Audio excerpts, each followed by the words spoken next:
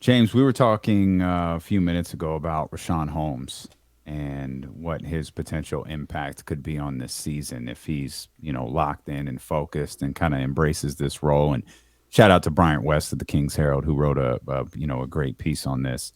But Will Z proposed an interesting question. I'm going to reframe it a little bit. I'll give you Will Z's question, and of course, it lacks a little bit of context given our conversation. But he said, if the Kings make the playoffs, could Richaun win Sixth Man of the Year?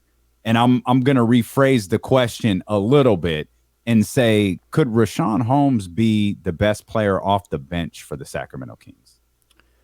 Yeah, I mean, I think he can be like super impactful off the bench. I also think that there's a possibility that he starts. Like not that that's where I would go, but I still think there's a possibility he starts alongside The Sabonis. Sean Cunningham conspiracy theory. Yeah, well, I mean, Sean had conversations with people. That's not like something that Sean pulled out of his own, bag of tricks. There, he had conversations, and that's part of the conversation that's going on behind the scenes. Like, who's going to start for this team?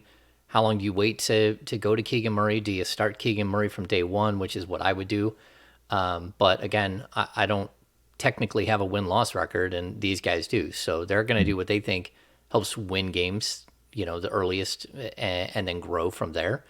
But I think Richaun Holmes is like incredibly important to this team because if you look at the way that Mike Brown and the Golden State Warriors kind of handled their business last year, it was with like Looney and Draymond. Like it's kind of like that undersized, versatile big man that goes around and does a bunch of stuff.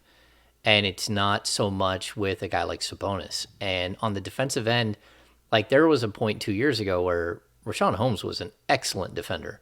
I don't know, like his whole entire season last year, you just want to crumple up and throw it away. Like Mhm. he came in with the wrong attitude. You could tell right away that he wasn't happy about the contract that he got. Like it was very apparent that he was not okay with the contract that he got, which again, that's on his agent. That's not on the Kings. The Kings did what they could and somehow he signed there. But then, you had the two scratched eyeball situations, the lacerated eyeball situation. Then you had the COVID stuff. And all the time, well, we had no idea what was going on. He was also embroiled in this crazy custody battle that was going on the entire season. So, like, look, sometimes, life comes at you fast. I mean, look at what's happening with Tom Brady and how he's trying to handle, real life at the same time while trying to be a teammate and trying to, lead a franchise and all this stuff. I mean, Rashawn Holmes had a ton of stuff going on, Yeah. and it just didn't lead to like the proper environment for him to find success. Now, like we didn't even mention that mid-season. Oh, by the way, you lost your job. They traded for a two-time All-Star that's 25 years old, and your job is now gone. I mean, that's a rough season to go through for anyone. And I think that like he can have a redemption season. He can get right back to being the like 12 points, 8 rebounds, almost 2 blocks per game. 1.6 blocks is what he had a couple of years ago. That's something, if he can get back to that, the Kings are a better team. It's Mhm. just how do you piece it all together? How do you work him and Sabonis in the lineup at the same time? Can they coexist? It's going to be very difficult to figure all these things out. I think those two can coexist for a short stint. I don't think that they can coexist with De'Aaron Fox. So you can't have all three of them because you can't have three non-shooters on the court unless one or two of them decide that they're going to be shooters this season. And so, yeah, I think it's going to be interesting. Mike Brown has a really, really hard job in front of him, just trying to figure out how these pieces fit together. Well, one of the things that Mike Brown is going to have to do, in my opinion, James, is he's going to have to, and this may be a hard sell or it may be, easy to do, but he's going to have to sell guys like Rashawn Holmes and maybe Malik Monk and all these other guys on the concept of the team. The team, the team, the team. Rashawn, would you like to play 30 minutes a night or 25 minutes a night or whatever the case may be? Absolutely. Get a bunch of touches, all this other stuff. That may not be your role this year.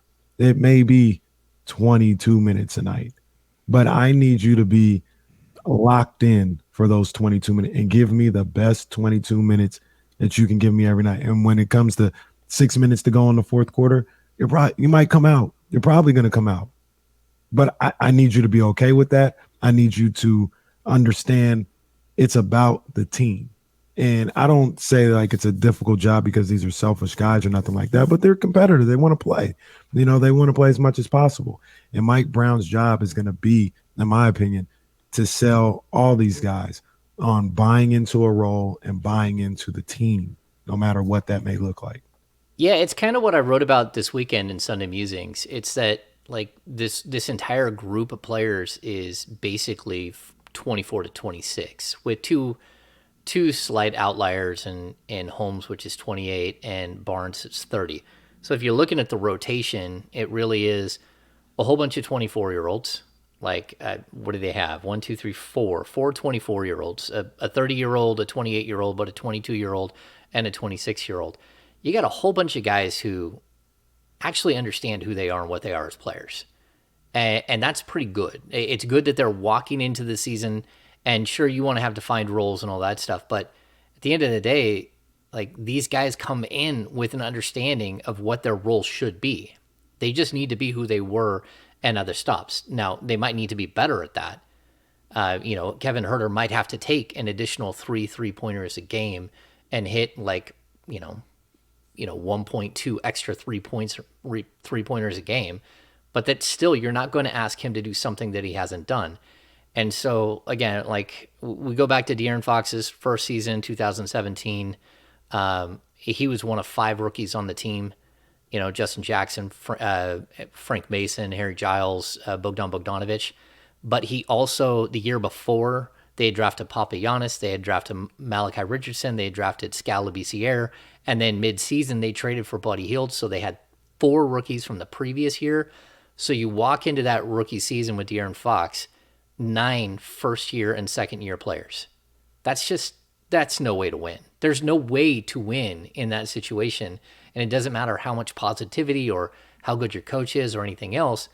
There's just too many players without like defined roles and defined understanding of who they're going to be at the next level. Now we get to, this season, and almost everyone is on a second NBA contract or a third NBA contract, and the 2 guys that you really have to worry about, you don't have to worry about. It's Keegan Murray and it's Davion Mitchell. Those 2 are going to be in the rotation, but they're also very mature. I mean, Davion Mitchell, he's in the group of 24-year-old players. Like, he's 24 years old. He's the same age as De'Aaron Fox, Malik Monk, Kevin Huerter. And so these guys, crazy. Yeah, they understand what they are. And if you wonder if Davion knows what he is, Davion knows exactly who he is as an NBA player. And it didn't take him long to figure it out. Keegan Murray is not going to take him long to figure out exactly who he is. Now, can he get better as time goes on? Sure. But that doesn't mean he doesn't know walking in the door, like, how he can help a team. He's that kind of player. And so I think that that's going to be maybe one of the biggest things for this season, where you almost don't even have to have like this rah-rah leader. Everyone knows what they're there to do, because they're not being asked to do anything that they haven't done in the past.